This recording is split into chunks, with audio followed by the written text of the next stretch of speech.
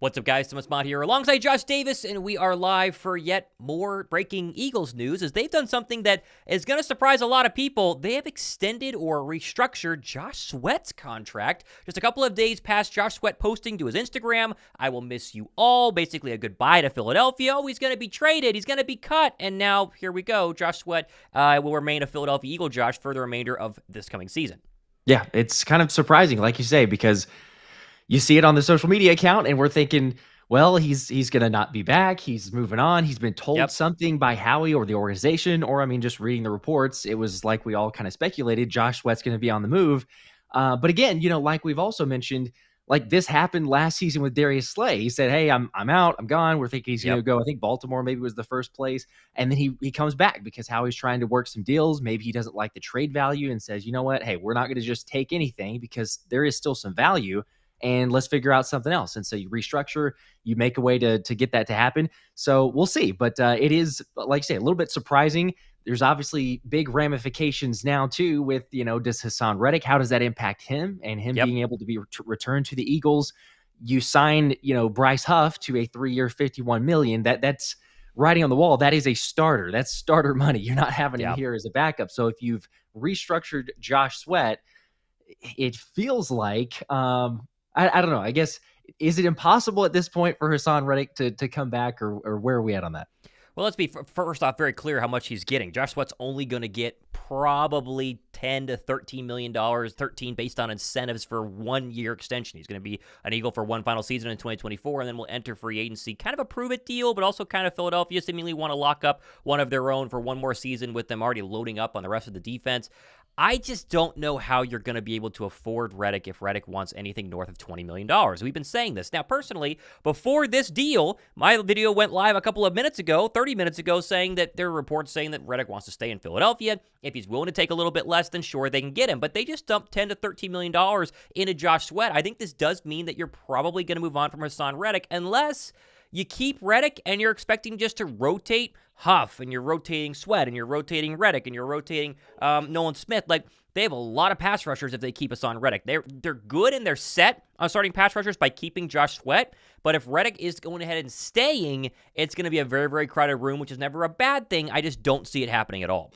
Right. I agree. It seems less likely because of, again, the writing on the wall, like you mentioned. It's great to have rotational depth, but where are you spending that money at long term? We look at other restructuring, some deals like that. Granted, if you're going to free up some money now, that's fantastic. But again, it's like for this season, it doesn't really help anything, right? Because I mean, it's more of, if you were to extend Haason Reddick, it actually frees up $11 million. It makes things clunky on the back end because you're going, okay, where are we going to move this money around, restructure sides like that? If you have a long-term vision, is Haason worth it to you? Again, as you talk about there, it's like, yeah, if you get him for 20, but then, if it's 25 million, which realistically Haas could go and get that. You'll take a look at some of the other contracts around the league. He's probably sitting there going like, okay, I don't need to come off my number too much, if at all. And so he could just stay put at 25. But it'll be interesting because, again, the other part of this is you take a look at trade packages, and it's not like something has to get done immediately. As much as it's like, okay, cool, you got Sweat, and now Hasan's going to be on the move. We could literally be, I mean, you could just wait all the way till draft. Like, it could be draft night. All of a sudden, it's like, well, we don't know. Haason Reddick possibly going to be here. Maybe not. All of a sudden, a trade comes in and you move up in the draft. You get a draft capital there. So it'll be worth keeping an eye on. I would just lean a lot more likely to now, unfortunately, for, Haason Reddick lovers and thinking that, he's going to stay around here. Probably less likely. And that's going to be sad. We felt like, it's going to be one or the other. It feels like they made their decision and make some sense on that side. So, well, and let's just again go through exactly what the Eagles' philosophy has been this entire free agency period. They want young people under the age of 30, and that's the problem with Haason Reddick. You're putting them side by side with Josh Sweat. Now, I see the comments. All of us are agreeing that we would much rather have Reddick for 1 year than Josh Sweat for 1 year. And even though Sweat signed a 1-year deal, you can see Howie Roseman's thinking being get younger on defense. And Reddick going into the age of 31 is probably a problem for them. And they probably think that he's on a downward decline. And they hope that Josh Sweat, despite having a down 6.5 sack year in 2023, can blossom back into a double-digit sack guy. And if that's the case, then you have him on one side, Bryce Huff on the other, and Nolan Smith backing them up. all of which are under the age of 26, which again has been the main kind of age limit here. It's like a Leonardo DiCaprio situation. Howie's not touching anybody over the age of 26 so far in free agency, and that has included Haason Reddick, where they basically wanted to keep it as young as possible to hopefully not only have a strong defense this season, but a strong defense going forward. That was a pretty good analogy there. That might be one of the best analogies I've heard as far as the youth on that. So that's pretty good. I got to give you credit for that one. But you're right. Yeah, he did talk about it a number of times with the youth that he's going with and tried to make these signings, everything else. I see, also comments from Henry Braxton here saying, I still want Justin Simmons. Hey, I hear you. There's potential. Who knows how much you should probably have enough cap space, total speculation. But again, looking at the deals, doing the rough estimates on math and what that's going to end up costing, you probably have enough to get it done. Question is, does Howie want to go that route? Because that would be a little bit of a reverse and not having guys of, the more youthful, bringing those guys in and things like that. So I wouldn't hate it if it's a short term, you add a veteran leadership, things like that we talked about on other live shows. But to your point, it does feel like, hey, he said it before. Sometimes it's just smoke and mirrors, which is fine. But he has said it before, and you're starting to see the ramifications of that. Okay, he did mean what he said, and we're going to get younger. We're going to start relying on those guys, and they're adding up in free agency with the youth as well. So it'll be good. It is worth noting that Josh Sweat is 27 years old, not 26 years old, and so the whole everyone under 26 is more everyone under 27. But it is what it is. Let's be real though. The big question after signing Bryce Huff was, you're going to keep one of the two between Reddick and Sweat, right? Or else you're going to have to go get a pass rusher early in round one because we have no idea what Nolan Smith's going to be here, even though we think after the next surgery he's going to be a lot better, the shoulder surgery, whatever you want to call it. But now that they have Sweat and Bryce Huff, two really, really good young pass rushers, especially Bryce Huff, Nolan Smith can continue to grow behind them, continue to get a lot more playing time as well because his numbers will decrease if they somehow keep Haason Reddick, but you keep BG in there as well to be kind of the older, wiser, more sage pass rusher, Chris Long role that we talk about every single time. And this defense is ready to rock. I mean, truly, you can even take away a first-round cornerback and a second-round linebacker and take the defense as currently constructed today, and it's a top 10 defense. With C.J. Gardner-Johnson now being on the backside, I think he's having his introductory press conference now in a couple of minutes here. Pair him with either Reed Blankenship or eventually a healthy Sidney Brown. You have Darius Slay on one side and a combination of James Bradbury or Isaiah Rodgers and Keely Ringo on the other side. You have a slot cornerback as well with Isaiah Rodgers potentially. And you have a linebacker now in Devin White. Nakobe Dean comes back healthy. And a front four that is really good on the interior, supposedly with Jalen Carter year 2 and obviously year 3 of Jordan Davis. But now you have pass rushers. This is a team that's ready to rock. And it seems like Philadelphia is going to be able to enter the draft and truly go for the best player available. If it's a cornerback that they want to move up to get, if it's a pass rusher, if it's a D tackle like a Byron Murphy, they want to go offensive line to help give some depth behind the Jason Kelce departure. They want to get a wide receiver like a Xavier Worthy. If they feel like that's a worthy pick, no pun intended, they can do whatever they want now. They will no longer draft for need. I honestly, after this move. Yeah, that's true. That's a good point. You got a lot of options there. So I'm hopeful. I do expect, we've mentioned a number of times, but you talk about Nolan Smith. I think there's going to be a significant improvement. Yeah. You've got him with a better system, a better scheme, someone who can teach him the game and also capitalize on that athleticism like we've seen with a Vic Fangio. So it's going to prove dividends there, I think. But yeah, you also look at just the depth and the rotation. I get the whole point of, people saying like, hey, we have to have enough we have to have enough amount of money to be able to pay the draft picks, but still it's like, true. There's enough room right now. Howie's working things out anyway, but also you have enough from just the signings and kind of backloading some of the contracts, freeing up some more money.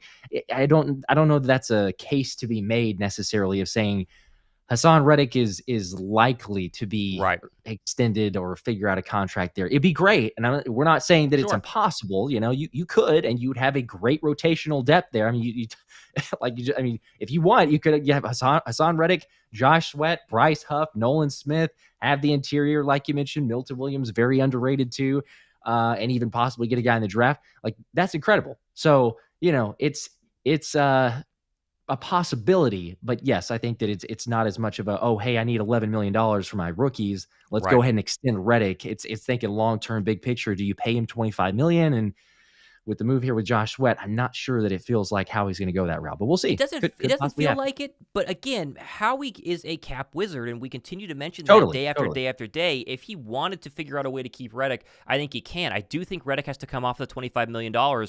just a little bit. I mean, even 23, but then backloading it is the main fear there because you could have a 32-year-old, and I know he's turning 30 this year, 2 years from now, if it's a 3-year deal, a 32-year-old pass rusher who has the worst part of the cap hit at the end of the contract, and he doesn't play up to that at all, and then you're kind of stuck with some dead cap money that Philadelphia is very hard trying to avoid. They've been clearly doing that with all of their contracts they've made the past 5 years. With Lane Johnson's their most expensive cap hit. I mean, I think going into this year, like $15 million. So I think that, yes, as Tim Pauly mentions here, the Sweat restructure alone saves them money and enough to pay the draft picks. They still have money to pay the draft picks and sign a guy like Justin Simmons. The question is, and again, we don't know because we don't know exactly how much cap space they've moved around for all these players.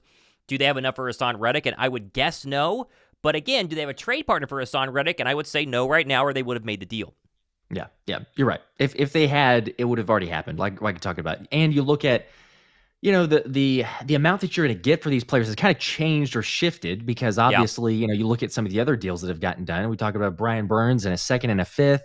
Mm-hmm. It's like, well, that's kind of the speculation as far as what Haason Reddick might have been able to bring in close to, depending on Adam Schefter. But as these deals get done, then all of a sudden you go, well, is the market quite there?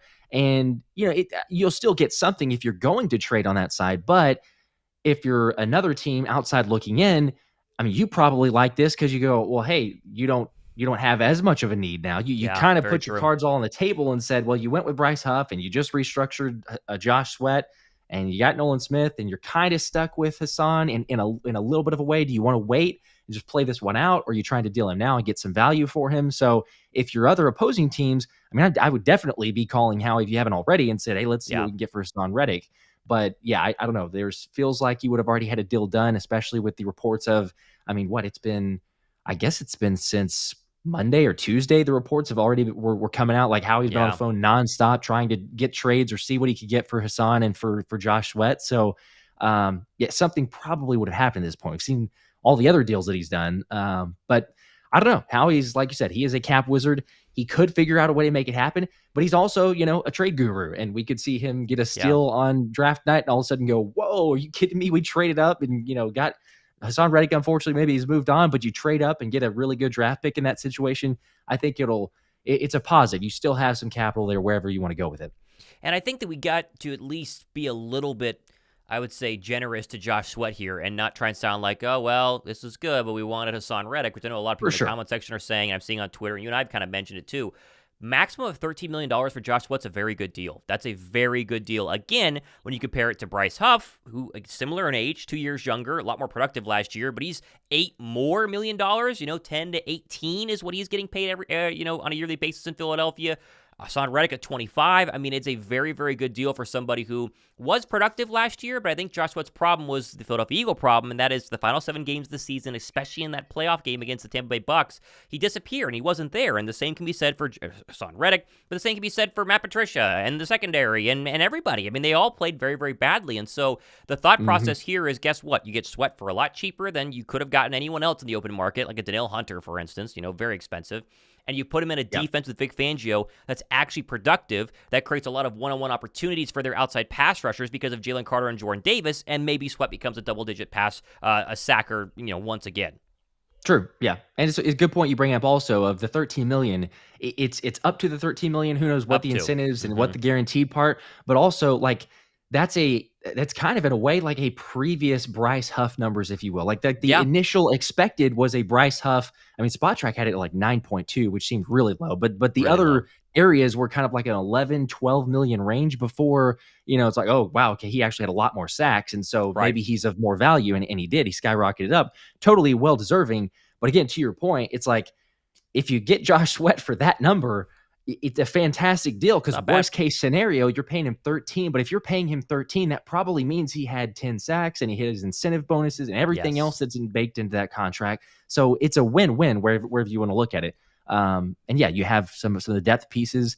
So we'll see. I if I had to bet right now, if I had to put money on it, I'm saying Haason's probably gone, which would be, we'd hate to see it.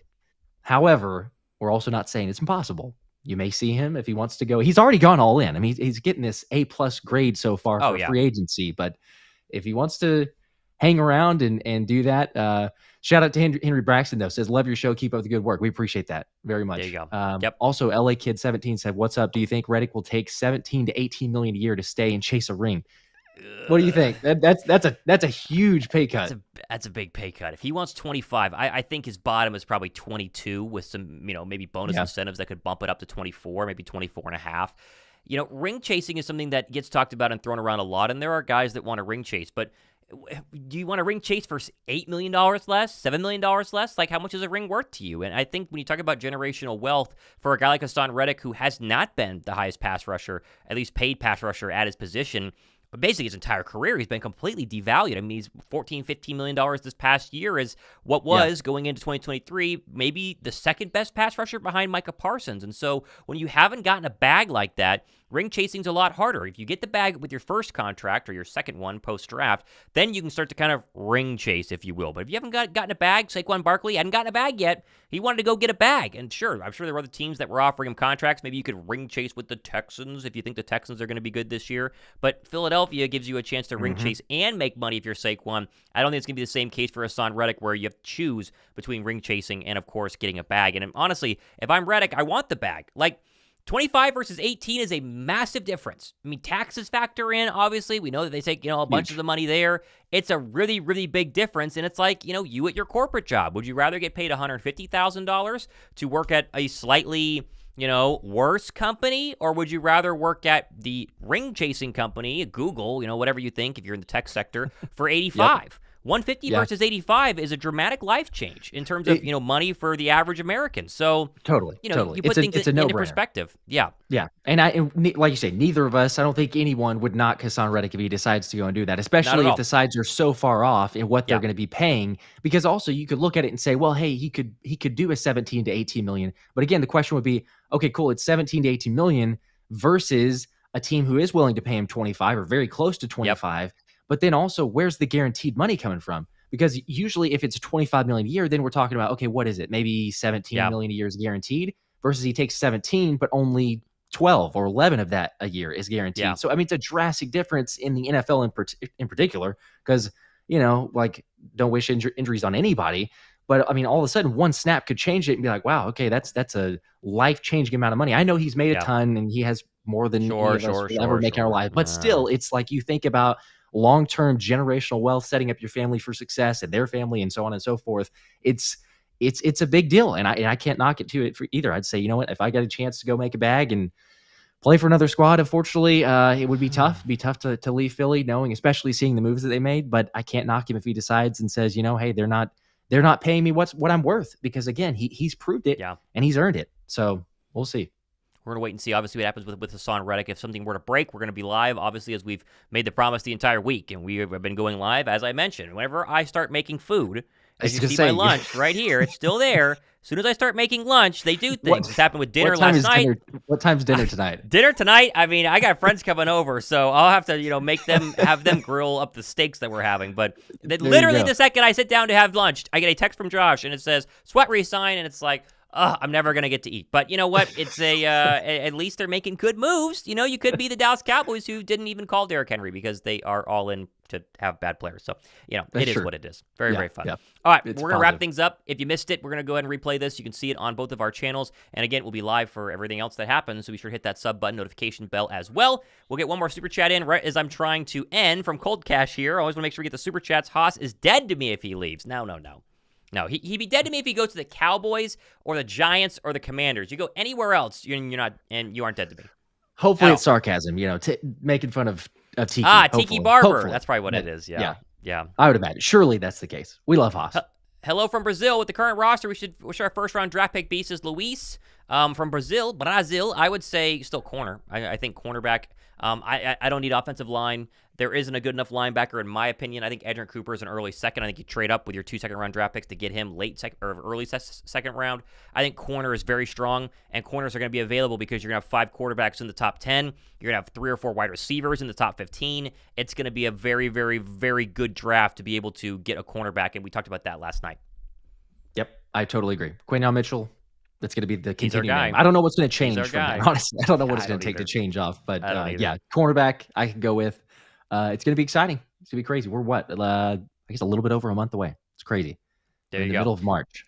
All right, we're going to go ahead and wrap up here. As Cheesesteak says, we give you permission to talk with your mouth full. Bring dinner plate to broadcast. All right, well, I don't know if you want me to, but I definitely could. All right. Go enjoy the lunch.